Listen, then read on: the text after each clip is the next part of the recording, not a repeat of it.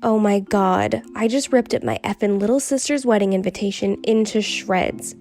Before I tell you all about the drama, go ahead and like and subscribe for more hidden wisdom stories. My name's Ivy, I'm 26, and I hypnotized myself so I'd be #winning at life. It probably sounds desperate or crazy to you, but I just felt like such a loser lately. Flashback to me tearing up my little sister Eva's invite. Yeah, that was probably the crazy in me. And the desperate in me. That was the night when my boyfriend James dumped me. All my friends were already popping out babies, and I couldn't even find a steady date. Here's the most embarrassing part. I was supposed to be an expert on love. A lot of people laugh when I tell them I'm a love expert, but it was actually part of my job description. I work for a greeting card company, and it's my job to write sweet nothings for strangers.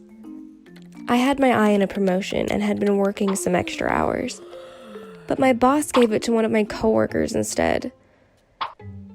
Gina was more surprised than I was. I congratulated her, but on the inside, I felt like crap and a half. It was official. I was absolutely 100% #losing at life. And then Eva's wedding invite came in the mail. I was the older sister, and I was supposed to be the one to get married first. I put on a good face at the wedding, even though my life was in shambles. And my head was filled with these negative thoughts, and I was getting more anxious by the minute. I thought I would attack the next old lady who asked me, when was I going to get married? I remember feeling this mix of jealousy and disappointment, and I locked myself in a bathroom stall and cried my eyes out. Well, I thought I had all the tears out, but Eva came in to check her makeup, and she caught me. I couldn't fake it any longer, and I said I didn't want to ruin her wedding, but I didn't feel like partying. Eva told me not to beat myself up. She said that I was always making things so much worse in my head, and there was no need to be negative. I didn't want to admit it, but I knew she was right. I was always so negative. In fact, that's why James wanted to take a break. I cleaned up my face and tried to cheer myself up. At the reception, they had some magician hypnotist who was performing demonstrations. I was watching this quack do his thing, and I recognized this guy I kind of knew from high school. His name was Barry, and we started catching up on high school and what classes we had together. And then that hypno-magician was calling for volunteers. Normally, I never would have been brave enough to volunteer, but I was chock full of liquid courage. He asked me to remember a time when I was cold and hot at the same time and narrate my memory. As I was telling him about a hot day in a swimming pool, he snapped his fingers. In fact, every time I said pool, he snapped. Before long, he had me doing the backstroke on the floor. It was funny because I remember actually feeling the cool water. But once he brought me out of it, I saw everybody laughing at me. I was surprised that Hocus Pocus worked. I thought those things were all made up. I couldn't get it off my mind for about a week.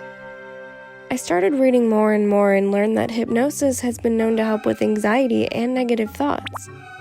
I didn't think that you could get rid of negative thoughts. I tracked down the magician from Eva's wedding. His name was Eddie, who said that it was possible to reprogram your mind.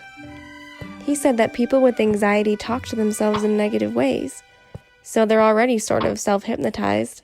I felt scared and excited at the same time, like I solved some kind of riddle. Finally, I had a way out, and I wanted to try it. I needed to try it. I didn't want my negativity to get in the way of my life anymore, and I told Eddie I'd pay him whatever he wanted to fix my mind.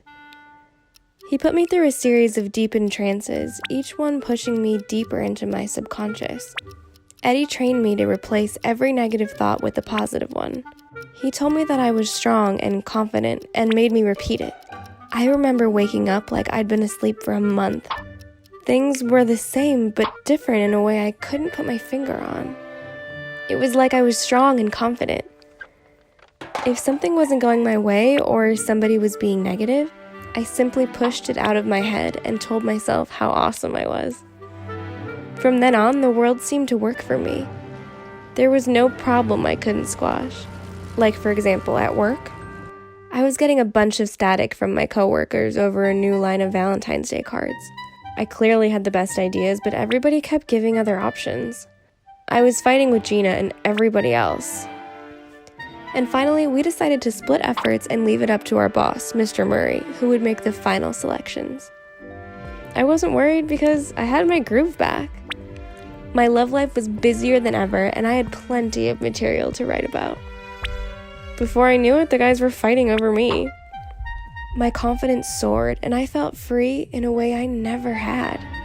But after a few weeks, I noticed some of the guys weren't around, and I was worried that maybe I just wasn't marriage material. It was the first negative thought that clung onto my mind, and I thought I needed another round of hypnosis. But Eddie said he didn't feel comfortable with repeated hypnotherapy, and he refused. The negative thoughts were coming more often.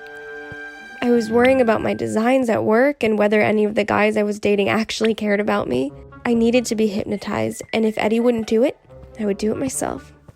I went to the library and figured out the angles. I made a recording where I left instructions for putting myself into a relaxed state. Sleep, sleep, I told myself, repeating it in 30-second intervals. I told myself what to believe, that I was the best, and I deserved anything I wanted. I fell into a trance listening to my own voice. When I woke up, I was ready to take on the world. There was this new girl at work, Kayla, who was acting like she was Queen Bee or something. She had all these suggestions for me and clearly didn't know her place. She said that this year the trend was going to be simple words with small art and print. She said that minimalism was in, but I knew that the people wanted extravagance. I called up some of my usual boyfriends to complain about it, but they all seemed busy. So I ended up talking to Barry that night. I explained about my work problem, and he said I seemed different and egotistical. He even tried to tell me that I should accept help from others at work, and he didn't seem to understand that I was a baller and I didn't need help. I told him I had been hypnotizing myself to stay positive, but he said that I should have balance, and he didn't even recognize me anymore. But I had to ignore all the negativity, so I ignored him. The next morning at work, we were waiting around for Mr. Murray to arrive and make his decision.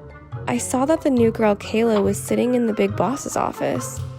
I asked Gina if she was in trouble with the big boss, and Gina said she was the big boss. I didn't understand. Mr. Murray had never even met her. But then Mr. Murray arrived, and when Kayla saw him, she ran up and hugged him.